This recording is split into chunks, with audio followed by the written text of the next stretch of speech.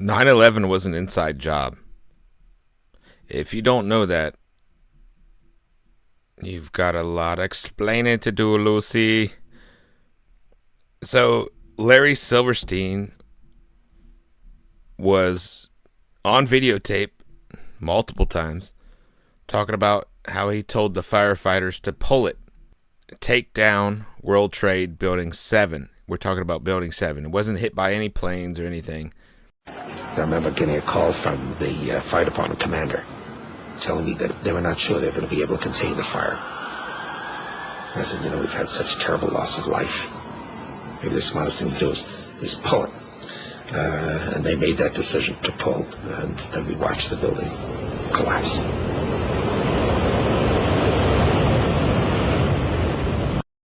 How did they know who did this so quickly like they did Lee Harvey Oswald?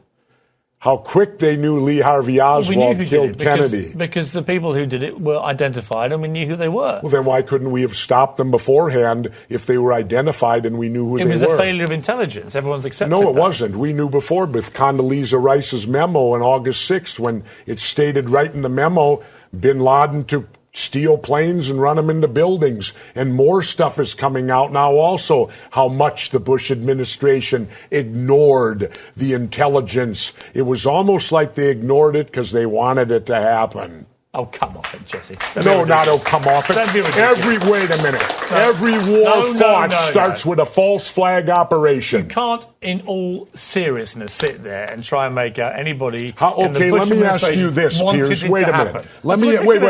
Let me ask you something. How much studying have you actually done of 9/11 other than what the government's told you and what mainstream media has told you? I've been studying it 4 years. I was editor of a national newspaper. I've talked to people. Wait a minute. In depth every day for 5-6 months. Really? So I know a lot about it. Well, one thing I do know is, let me ask you this then. You cannot say that any member of the Bush administration knew it was going to happen or wanted it to happen. It's a ridiculous thing to say. Ridiculous. Okay, let's talk about your BBC. I have a tape of a BBC reporter broadcasting directly back to England talking about a third building has collapsed. World Trade Center Building 7 talks for 7 minutes. All the while she's talking, World Trade Center Building 7 is still standing right behind her. It didn't fall for another half hour. Yet they were doing a pre-broadcast back to England that, yes, it's true, you need to that this building fell and it hadn't fallen yet. If you're trying to make out the British Broadcasting Company, one of the most respected news organisations in the world, was inventing huge buildings falling over, you need to have a break, Jesse. We'll come back after the break and we'll talk about Israel and Iran. Are you kidding me? This is a fact, my friend. In order to do that, you need to have pre-wired explosives. You hear what I'm saying? So, if that was already pre-wired, like a demolition team, it takes days to fucking do that shit in order for it to free fall upon itself. Now, that was the smoking gun. That's where they fucked up. But, the Jews like to hide, the liars like to hide the truth in plain sight, telling you what the fuck they're doing, and then they do it. Now, so if WT7, there's a video of BBC News reporting WT7 collapsed, but yet it's still in the fucking background. Just, there's small fires here and there, but so they reported it being collapsed before it was collapsed. That's the smoking gun. That should be your clue to fucking wake up. But New York, very much a city still in chaos. The phones are not working properly. The subway lines are not working properly. And we know that down there near the World Trade Center, there are 3 schools, huge clouds of smoke and ash. And we know that behind that, there's an empty piece of what was a very familiar tourists who go up there every day. The figures are almost too frightening to contemplate. You can understand why nobody yet wants to put a figure on them. listening to the... People were certainly trying to, but you remember that very early on, all the bridges and tunnels to the city, as well as the airports, were closed. New York was sealed, essentially. Now, we do know that the Long Island Railroad...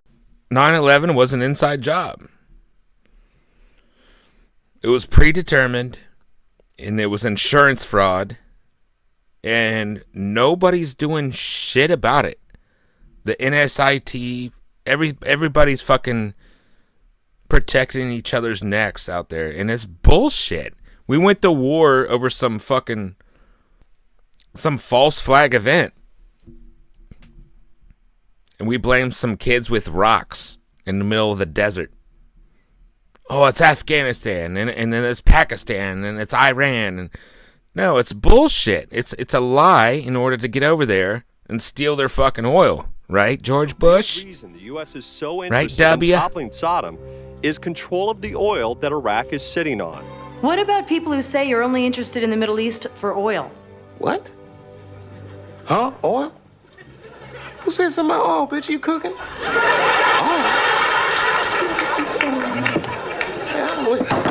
So not only did tyranny arise, because when you kill your own people, that's tyranny. They should be, by the way, what's the punishable offense for tyranny? Death. They're still alive and well, still living in their little Texas mansions and shit. But we went to war. You know, how many people died in 9/11? 2,000? 3,000? Innocent fucking people. They might have been potential whistleblowers of the bullshit that was about to happen, or corruption. But they died in a free-fall fucking terrible environment, or they jumped out the window, or they burned to death, or asphyxiation through smoke inhalation. But it gets even worse than that. So we sent off people at war for how many years after that? 5, 7, 15 years. And now these puppets of like say I sign up for the army, you're just a pawn. And those people get fucked up, the IEDs, all sorts of shit. It's a terrible fucking pure Masonic fucking shit. So meanwhile, as we're at war, sorry for stuttering there.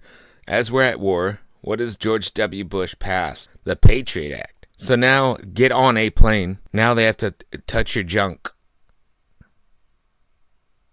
Yeah. Freedom. America. 100% true. 9/11 was an inside job. Donald Rumsfeld, September 10th, he announced we lost like $3.2 trillion. And nobody blinks, nobody bats an eye, because this tragic event fucking distracted us from, by the way, we lost a lot of money, don't know where it went. How do you not know where it fucking went? When I spend $30 and it's fucking tracked, like, fuck, bing, bing, bing, bing, bing, bing, bing. You can't fucking tell me you don't know where the fuck $3.2 trillion went, dude. That's bullshit. Fuck. That's corruption at its finest. And that's what this whole situation was about. Was just corruption and silencing the people that were going to speak about them.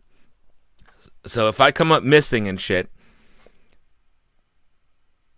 Jesus Christ. These people are the fucking pure, Masonic, devil, evil, scum of the earth. And you're not allowed to speak about it. Even though I'm protected under the First Amendment Constitution right, and the Fourth, unalienable search and seizures, and the Fifth, I have the right to not say shit. But they want me to speak up, so fuck it, here you go. Here you go. I mean, I don't even have to convince you. I'm not even trying to convince you, honestly, but if you look at the videos, if you spend more than 10 minutes looking at the videos. I've spent hundreds of hours watching every fucking angle, every source of these videos of 9/11. And there's obviously example of thermite. Thermite was definitely involved to weaken the steel before they sent it. You know, there's sparks flaming, melting, dripping.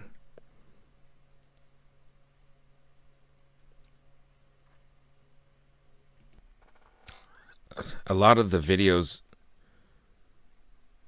have been like censored or removed over the years. I've seen videos where people were talking about 3 months ahead of the time. There's trucks moving in at 3 a.m. where like only the cleaners are there, no businessmen or nothing. I've seen photos. It's going to be very hard for you to find these now, but they do exist still out there. I've seen photos of people planting charges on steel beams in the fucking 1 and 2 World Trade Center. I mean, if you don't believe the World Trade Center was demolished by our own people, and Israel, by the way, Israel was backing it. Yeah. Fuck you. Then you're a fool. If there even was a plane, then it was a drone. Because of many reasons. So, back in 2001, you couldn't make a cell phone call to the ground while traveling 500 miles an hour. It was improbable. There was no Starlink or nothing like that. Some of those cuts on the larger chunks of the structure, called candlesticks, were made by iron workers during the removal operations. But cut columns were noticed on the very evening of September 11, far before the removal operations had started. This is the first day in a pile. Actually, it was on the 11th. It was 8 o'clock at night, and we had a hunt for iron workers. But meanwhile, there was tons and tons of beams that were cut, with no acetylene to be had, nor iron workers to do the work. It's just physically not possible to cut that much steel in that amount of time, especially with no one to operate the equipment. It just didn't add up. When asked about the presence of columns cut at a 45-degree angle, Danilo Coppe, Italy's foremost expert in controlled demolitions, stated, "I'll confess, this is extremely curious from a technical point of view, as this is a very similar result to the one obtained with cutting charges." Once the smoke had settled and the recovery work commenced, more evidence pointing at controlled demolitions started to emerge. One example are the supporting columns cut at a 45-degree angle that were noticed sticking out of the ground. This kind of cut is typical of controlled demolitions and is obtained by placing linear charges on the columns at a 45-degree angle. Now, this is a linear shaped charge, and it's wired in with the dynamite. When it cuts, it'll cut this column right on this angle, and then this piece will be deflected and displaced in that direction. Another kind of cut commonly used in controlled demolitions is the so-called V-cut. This little V here, it gives it a place to slide off. That's all it does. And by putting them on at this diagonal, we're trying to fill this structure in this direction. A large V-cut is visible on this chunk of structure from Building 7. The same chunk exhibits also a 45-degree angle diagonal cut on the crossbeam, with a lighter V-cut at the end of the other beam. Can you suggest a good reason why iron workers would need to perform V-cuts and a 45-degree cut on this piece of structure just to remove it from the rubble? The North Tower of the World Trade Center collapsed at 10:28 a.m. on the morning of 9/11, and when it did, burning debris fell and damaged several of the buildings around it, including a building called World Trade Center Building Number 7. It was a 47-story steel frame high-rise located about a football field's length away on the other side of Vesey Street. Interestingly, there was a building between the North Tower and Building 7. that building did not collapse. The collapse of Building 7 is completely unaddressed in the 9/11 Commission report. 577 pages, but no explanation as to why Building 7 fell. And that provoked very obvious questions. People have been talking about it for the last 24 years. And if you watch some of these pieces, you can actually see them turning to dust before they hit the ground. A steel building doesn't fall into its own footprint because the plane hit another building a couple hundred yards away. I did not see a plane. They said the plane hit the first building, the second building just exploded. The circumstances around Building 7's collapse and the near total absence of an explanation for why it collapsed provoked, in the end, a Senate investigation. Start with Building 7. Again, I don't know that you can find structural engineers that would say that that thing didn't come down in any other way than a controlled demolition. Building 7 had a pretty amazing list of tenants. They included, ironically, the New York City Office of Emergency Management. That would be the agency responsible for responding to the 9/11 attacks. On the 9th and 10th floors of Building 7 were the New York Field Office of the United States Secret Service. The equipment and records they kept there were destroyed that day when the building collapsed. The building's 25th floor was home to a secret CIA office. Its records were also destroyed. Across the 25th floor was the Department of Defense office. It's unclear exactly what it was doing there. Building 7 was one of just 3 buildings that collapsed that day. The collapse of the other 2, the Twin Towers, got extensive coverage in the 9/11 report, of course. But Building 7 was almost entirely ignored. It's worth remembering that even on the morning of the 9/11 attacks, there were very prominent people already doubting whether a plane could take down a steel frame building. Example, United Airlines. The Thursday before the attack, more than 2,000 contracts betting that the stock would go down were purchased. 90 times more in one day than in 3 weeks. When the markets reopened, United's stock dropped. The price of the contracts soared, and someone may have made a lot of money fast. $180,000 turns into $2.4 million when that plane hits the World Trade Center. Gravity works downward, and yet 90% or so of this material is ejected outward. Many 4-ton perimeter wall units are sent at 70 miles an hour out and landing 600 feet away in a 1,400-foot diameter around each of the Twin Towers. There's no pile of 110 floors at the base of either Twin Tower. We're talking about 90,000 tons of concrete in this flooring, which is pulverized to a fine powder in midair before it even hits the ground. Now, when we say this to people and they watch what we're talking about, they get it. When they realize that a small team of international scientists finds a sophisticated nanothermite composite explosives or incendiaries in all the World Trade Center dust, and that this is peer-reviewed in a 25-page paper, uncontested to this day, they get it. When they realize that the U.S. Geological Survey found small droplets of molten iron throughout all of this dust in spherical shape, meaning that there's temperatures far exceeding what jet fuel or office fires. It burns at about 2,000 Fahrenheit, isn't it? And it would need to be about 2,600 Fahrenheit. Yeah, where did that temperature come from? Richard, what about people like, I'm just thinking about, but what about people like Dr. Seven from Cambridge? People were experiencing secondary blasts in the stairwells the entire way down.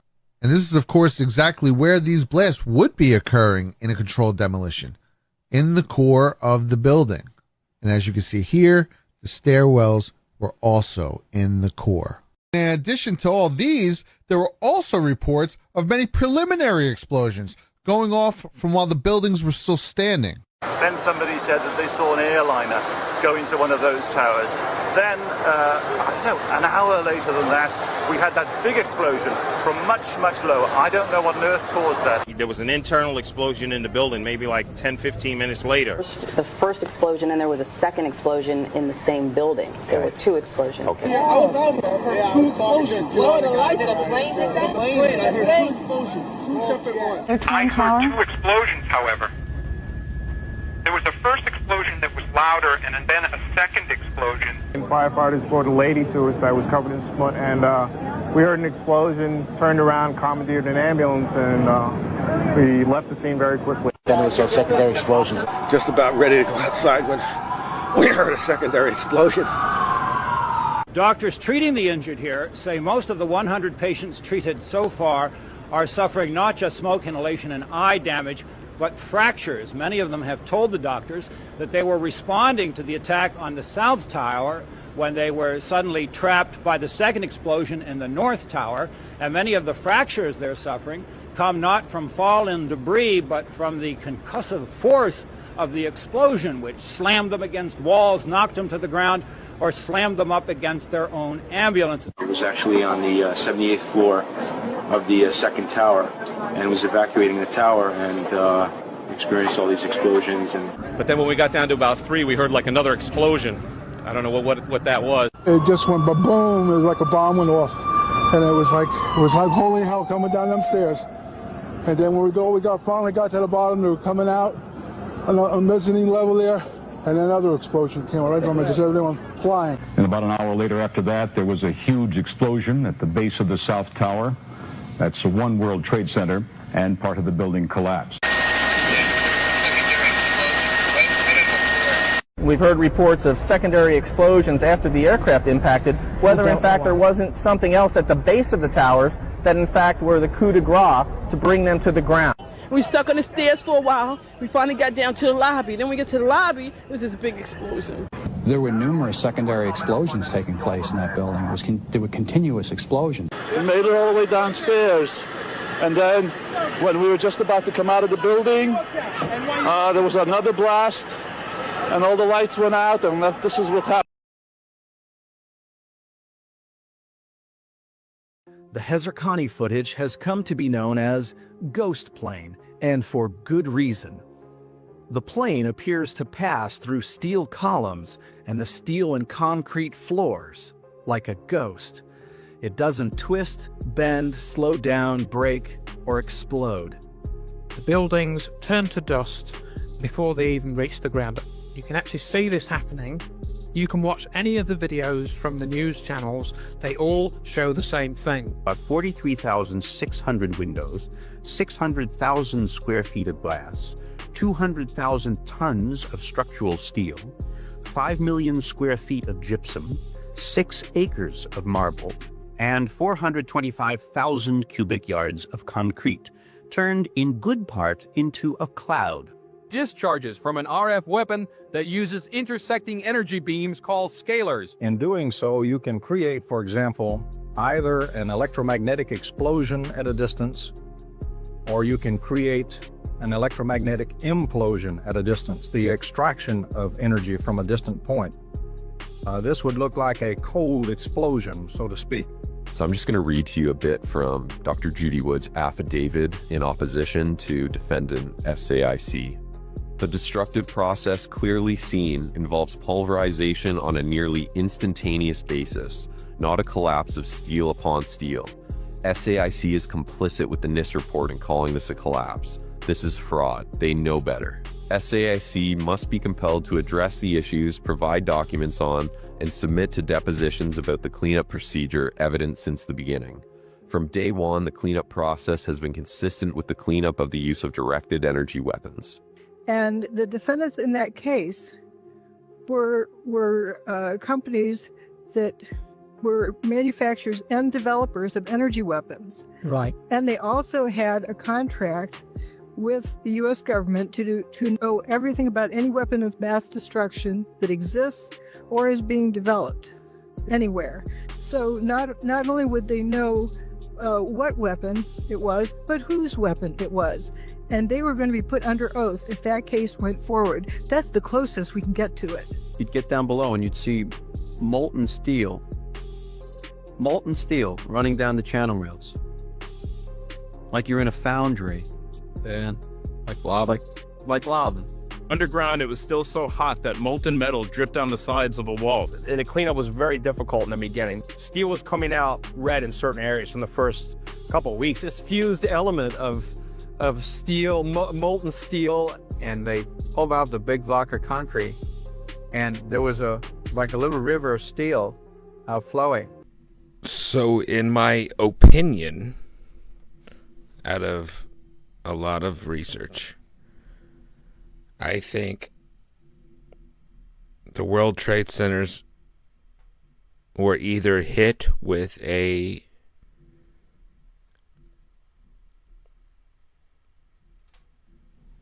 Let me use my words correctly here. A drone or a direct energy weapon. As far as the Pentagon, that to me was a cruise missile.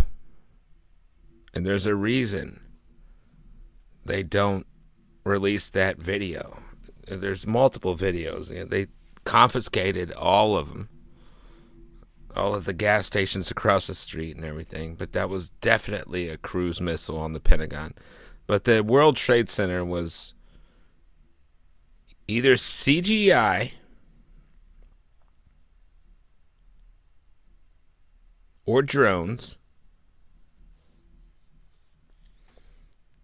And there's definitely evidence of thermite. Before September 11th, no steel-framed high-rise building has ever completely collapsed due to fire. So steel typically melts at 1530 Celsius. And jet fuel burns at 815 degrees Celsius.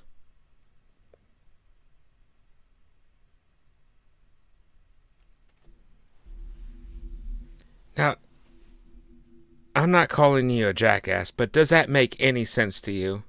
That jet fuel is not hot enough to melt steel? Come on. If there were planes, they were intercepted by drones. And the way you do that is you have a plane, whatever altitude, let's call it 40,000 feet. And then you have another plane a couple thousand feet below it, just intercept the same distance, and you're underneath them flying the same direction. The one that wants to go disappearing turns off the transponder, and then the other guy changes his transponder code. That is if there were planes. But most likely there was definitely thermite involved. Possibly drones. And that's a wrap. 9/11 was an inside job.